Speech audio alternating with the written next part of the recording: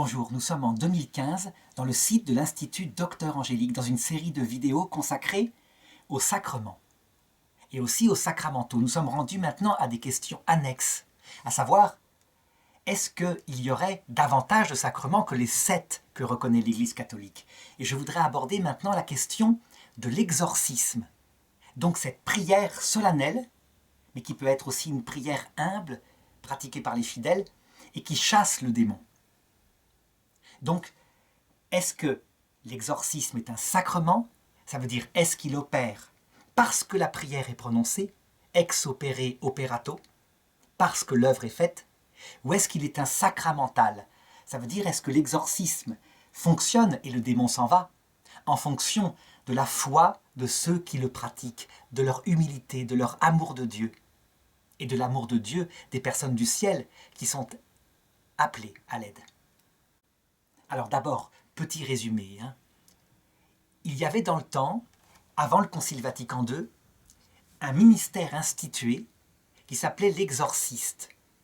C'était institué, c'était pas ordonné, il n'y avait pas une consécration avec un ordre majeur, mais on disait à quelqu'un, un séminariste, tu as reçu le ministère d'exorciste. Ça veut dire que ta fonction sera éventuellement de faire sortir des personnes qui, pendant une cérémonie prise par le démon, feraient le bazar dans l'église.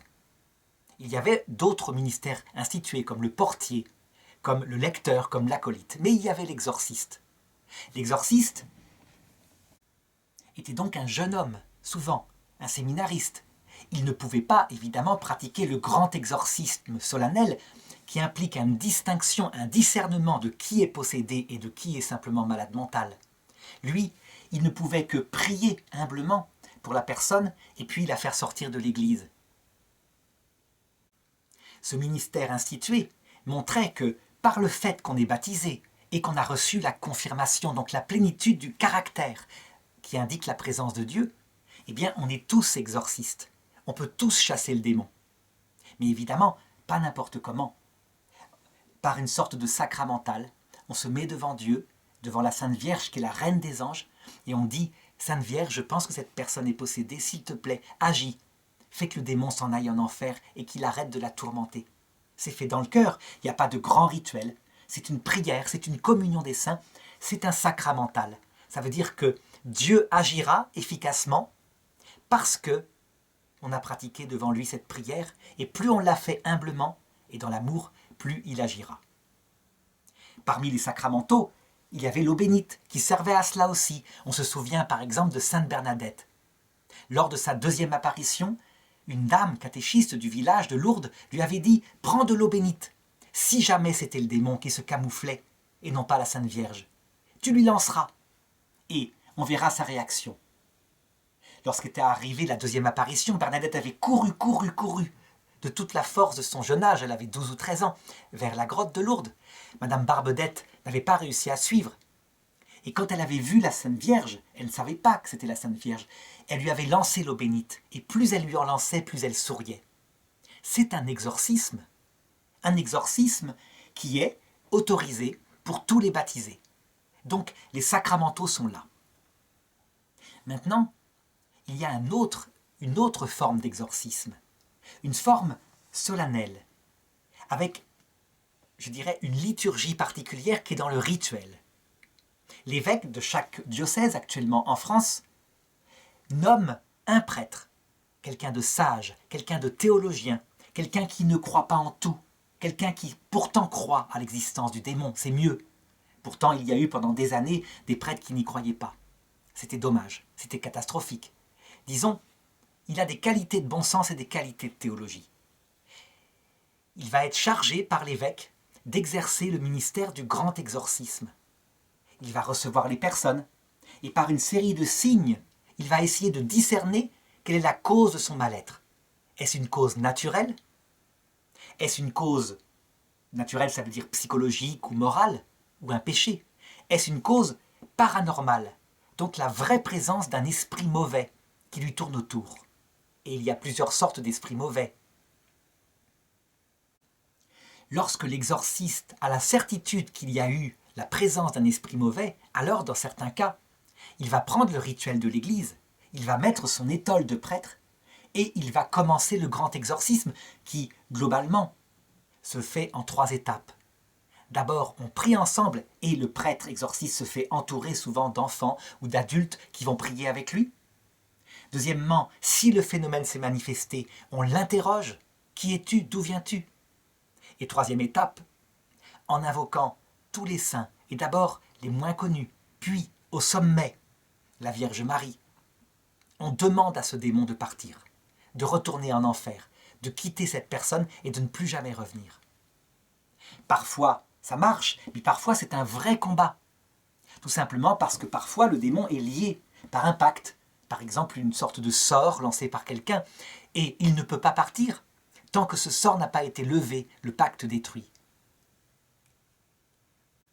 D'autres fois, et c'est le cas de grands saints comme par exemple Sainte Mariam Bawardi, la petite carmélite arabe, il y a des possessions du démon qui sont autorisées par Dieu pour son âme. C'est le cas aussi du curé d'Ars. Enfin, lui, c'est plutôt des obsessions, c'est-à-dire des bruits dans la maison. Mais peu importe, l'essentiel est que l'exorcisme ne va pas marcher puisque l'origine de l'autorisation, c'est Dieu. Pour façonner l'âme de quelqu'un qui a résisté à toutes les tentations, évidemment.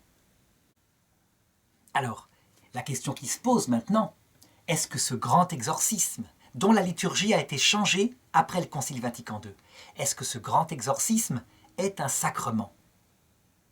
Eh bien, je vais dire que là-dessus, l'opinion évidemment universelle, c'est que non, il n'y a que 7 sacrements. Mais, pourtant, il y a quelques prêtres exorcismes, dont Amorce, qui est un prêtre exorciste de Rome, qui en font quasiment un sacrement.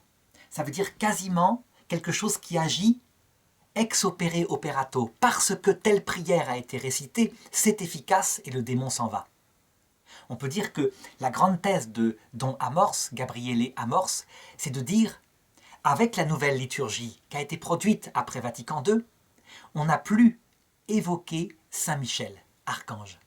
On a laissé tomber l'exorcisme de Léon XIII. Saint Michel archange, de nos ennemis, délivrez-nous. Quelques aspects essentiels ont aussi disparu. La liturgie s'est simplifiée. Et donc il dit, en comparaison de ce qui se faisait avant, l'exorcisme est moins efficace. Il ne fonctionne plus comme avant. Et il dit, c'est mon expérience. Il demande à l'Église, il écrit des livres pour cela, qu'elle revienne, qu'elle réintègre à l'intérieur du rituel de l'exorcisme certaines prières de jadis. Si on analyse la conséquence de cette thèse de Don Gabriele Amorce, eh bien on pourra dire que pour lui, c'est par la puissance de l'Église, en faisant ce que l'Église demande, la prière elle-même qui est efficace, comme si Dieu s'engageait parce que la prière a été récitée. Quelle que soit la foi du prêtre, quelle que soit son obéissance, Dieu s'engage à agir. Et donc, si on n'utilise pas certaines formules qui vont appeler à l'aide Saint Michel, l'exorcisme sera moins efficace. Pourtant, on pourrait objecter à Don Gabriele que dans le nouveau formulaire de l'exorcisme après Vatican II, Saint Michel Archange est évoqué et la Sainte Vierge au-dessus de tout, mais avec un ton différent, peut-être moins solennel, peut-être plus doux.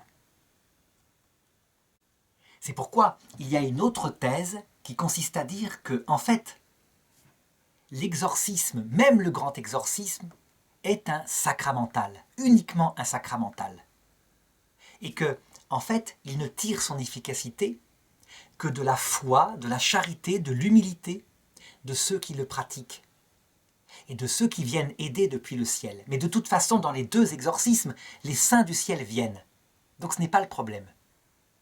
Du coup, comment expliquer que l'exorcisme avec le rituel qui suit Vatican II soit ressenti comme moins efficace par Don Gabriele Amorce? Peut-être, dans cette thèse-là, parce que Don Gabriele Amorce doute. Et que donc, la plénitude de son obéissance à l'Église, de son humilité devant ce nouveau rituel, n'est peut-être pas présente. Du coup, dans un cercle vicieux, parce qu'il doute, parce qu'il y met moins son obéissance humble d'enfant de Dieu, le démon part moins. Et comme le démon part moins, il se dit d'où ça vient. Ça vient peut-être que la prière n'est plus efficace comme avant. Alors, qui a raison entre ces deux thèses-là?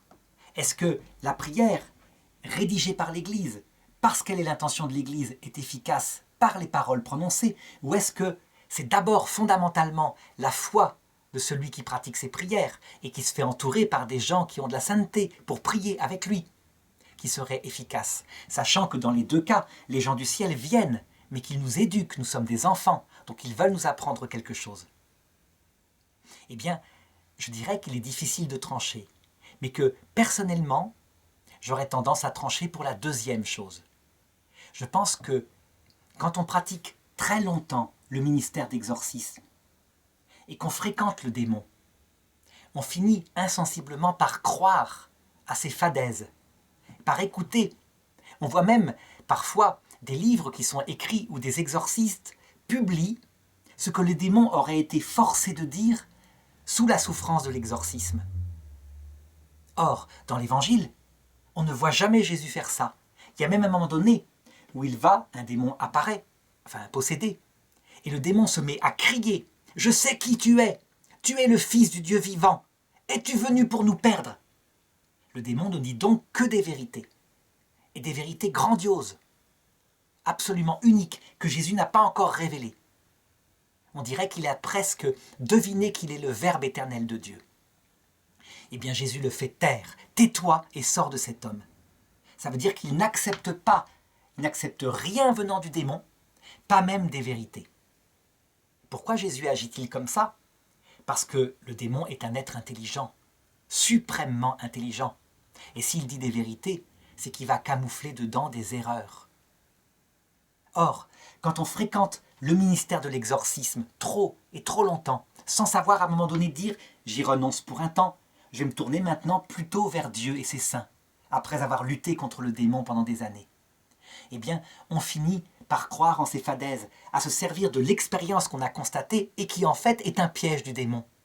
Il ne part pas, il part moins efficacement par la liturgie qui suit Vatican II, peut-être parce qu'il déteste Vatican II, mais qu'il veut faire croire qu'il aime Vatican II. Or, Vatican II, c'est source de plein de conflits dans l'Église actuellement. Il y a une interprétation des médias, des prêtres progressistes qui ne correspond pas au concile. Du coup, les prêtres intégristes s'appuient sur l'interprétation des prêtres progressistes pour dire « Regardez, le concile n'est pas de Dieu ». Et puis il y a le texte lui-même que personne ne lit. Un concile absolument fantastique qui a fait entrer l'Église dans un pas de géant pour la compréhension profonde de la révélation, à condition de faire comme dit le pape Benoît XVI, de l'interpréter dans la continuité de tous les autres conciles, parce que c'est le même Esprit Saint qui a donné au cours de l'histoire les autres dogmes. Résultat, mettons-nous à la place du démon, qui déteste ce concile, qui dirige ostensiblement l'Église vers plus d'humilité, plus d'amour, moins de puissance politique, moins de puissance coercitive. Donc, un comportement qui ressemble à celui du Christ qui a toujours refusé la royauté terrestre. Le démon ne peut pas aimer. Et donc, sur des esprits qui ont un peu dans le doute, fera tout pour leur dire que effectivement ce concile n'est pas bon. La preuve, il n'est plus efficace pour le faire partir. Je pencherai vers cette interprétation-là. Pour moi, l'idée que la parole rédigée, avec un ton déclamatoire, des formules solennelles, je dirais l'évocation du puissant Saint Michel qui a fait tomber du ciel le démon au début de la création. Je dirais que tout cela, cette forme, n'a pas d'importance si la personne qui les prononce y croit. C'est pas parce qu'on dira « Je te l'ordonne au nom de Saint Michel, sors de cette femme » que ça aura plus d'efficacité que si on dit « Saint Michel Archange, priez pour nous, faites partir le démon ». L'efficacité est exactement la même, puisque Saint Michel Archange, Lucifer le déteste, ce n'est qu'un petit ange, et il a dit la vérité au début du monde. Saint Michel n'est qu'un archange, le démon est un chérubin. Voilà ce qu'a détesté le démon. C'est qu'un simple ange inférieur lui donne le pion en lui disant ses propres vérités. Au-dessus de tout, il y a la Vierge Marie. La Vierge Marie, c'est encore pire. Elle n'a jamais pensé à elle-même. Elle a toujours considéré qu'elle était une pauvre femme, indigne. Et réellement, elle a été humble. Elle n'a jamais péché. Elle est arrivée de l'autre côté en se disant qu'elle aurait la dernière place. Et véritablement, elle s'y est mise. Du coup, Dieu l'a élevée au-dessus de tout, puisque c'est cela qu'il aime, l'humilité et l'amour. Elle est devenue la reine des anges. Elle vient et le démon fuit. Si elle demande que le démon fuit, il n'a rien à dire, il part en enfer et c'est tout. Et ce n'est pas parce qu'on fera selon telle parole ou selon telle autre plus douce que ça sera plus ou moins efficace. Ce qui compte pour la Sainte Vierge, c'est l'obéissance au Seigneur, à l'Église. Évidemment, une obéissance éclairée, Il ne s'agit pas d'obéir au péché, une obéissance comme elle l'a montré.